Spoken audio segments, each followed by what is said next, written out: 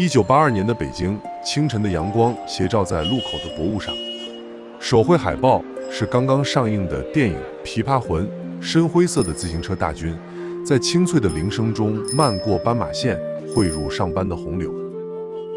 2008年的初秋，川西康定，海拔4298米的折多山口大雾弥漫，几辆汽车闪烁着雾灯，小心翼翼地驶进青藏高原的门户。这两张跨越26年、相距2000公里的照片，出自同一位摄影师之手，他是迈克·山下。1949年，山下出生在新泽西州的一个小城。作为第三代日裔，他们是当时镇上唯一的日本家庭。在那个时代，身份的标签常常比天赋更早定义一个人。尽管童年的山下在棒球和篮球场上表现优秀，但每当走下赛场，那张亚洲面孔依然让他显得与环境格格不入。在很长一段时间里，他不仅不了解日本，甚至拒绝接触日语，刻意回避那个陌生的故乡。这种抵触在步入社会后渐渐瓦解。与美国女孩约会时，对方总是好奇地打听她的家乡，默认她理所当然的是个亚洲通。这种一问三不知的尴尬，让山下在进入卫斯理大学时选择了亚洲研究作为专业。随着学业的深入，他发现自己对日本还有中国历史的着迷程度远比预想中更为强烈。1971年，大学毕业的山下做了一个决定，揣着一张单程机票，只身前往日本寻根。尽管有着日裔面孔，语言曾是他刻意回避的包袱，现在成了他寻根路上最大的障碍。他不得不依靠从东京二手店里淘来的美能达相机来作为日常社交的手段。当我发现自己无法用日语流利交流时，相机就成了我的敲门砖。只要我举起那台美能达，我就是一个摄影师，而不再是一个不会说母语的日裔青年。这种身份的转变让我感到非常安全。可能连山下自己也不曾想到，他会从此爱上了摄影。1979年，他拿到了美国国家地理的委托，成为这个杂志史上最早的亚裔摄影师之一，从此正式开启了他的职业生涯。在此后的3年里，虽然在全球各地执行任务，但亚洲研究的学术背景让他始终在等待一个重返东方的契机。1982年11月，中国改革开放的序幕刚刚拉开，江苏省旅游局向一批美国顶级旅游媒体发出了邀请，在这个记者团中，山下是唯一的摄影师。走出下榻的和平饭店，他后来回忆说，第一次到中国，一切都是新鲜的。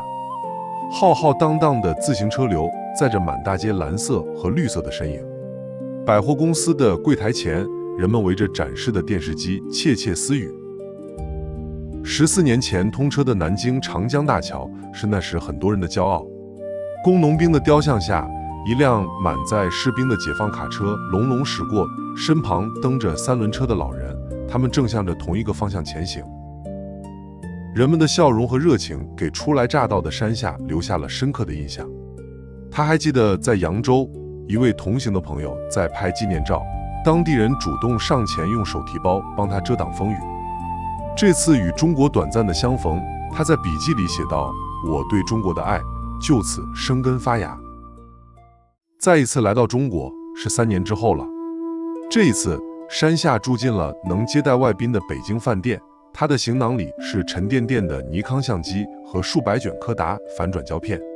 他的任务是为国家地理拍摄一个极具野心的专题《长城》。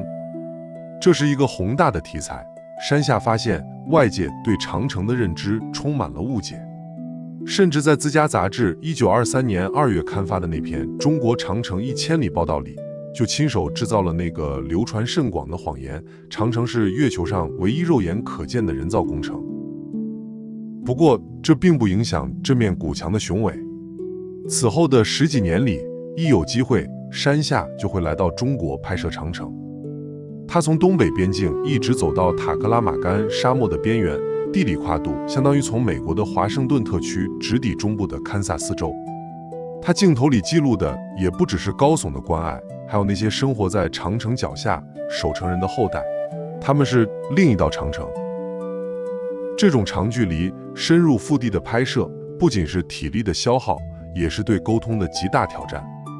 在那个交通不便、语言不通的80年代，困难不言而喻。但他很快发现自己那张亚裔面孔就是最隐秘的通行证。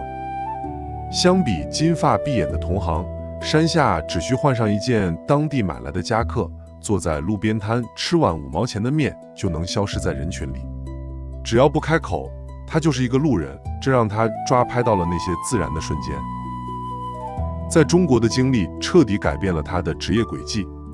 往来了几次后，山下发现自己爱上了这种文化归属感。他甚至开玩笑地跟编辑说，以后我只想去那些吃米饭的国家。然而，文化上的亲近并不能降低地理上的难度。紧接着的澜沧江专题就成了一场让他物理性头疼的硬仗。90年代，为了这条母亲河的源头，山下和导游带着8部相机、一堆露营装备，挤进2辆破旧的吉普车，驶向青藏高原。随行的2位司机很有趣，汉族司机开得战战兢兢，藏族司机却在颠簸中从容地向窗外撒着写着祈祷文的纸张。不过，高原反应是躲不开的。山下还记得，他当时选择了一个近乎偏执的方案。为了避开高反的折磨并适应稀薄的空气，他们在接下来的1个星期里，每天在崎岖不平的道路上行驶15个小时，除了加油，车子从不停歇。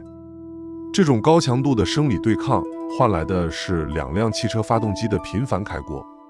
因为海拔太高，水的沸点降低，他们不得不总是停下来给散热器喂水降温。经过1个星期的颠簸，他们最终在海拔5000米的一处冰层下听到了动听的流水声。按照藏族传说，这里是澜沧江的精神源头。于是，山下便沿着这条水流一路南下，穿越峡谷、雨林和国境线。旅程的终点在4900公里外的南海。从高海拔的冰缝到温暖的入海口，历时数年，山下最终完成了那篇湄公河水之母之旅的代表之作。从1982年第一次来到中国，麦克山下至今仍在拍摄这片土地。无论是绵延万里的长城，还是构造精巧的客家民居，从新疆喀什的漫天雪花到嘉峪关外的蔽日黄沙，他还拍摄了郑和的遗产、马可·波罗的中国之行等诸多故事。从过去到现在，他记录了我们共同的来时路。在一次采访中，他这样说道：“我是个用照片讲故事的人，最大的愿望是想让这些照片被更多中国人看到。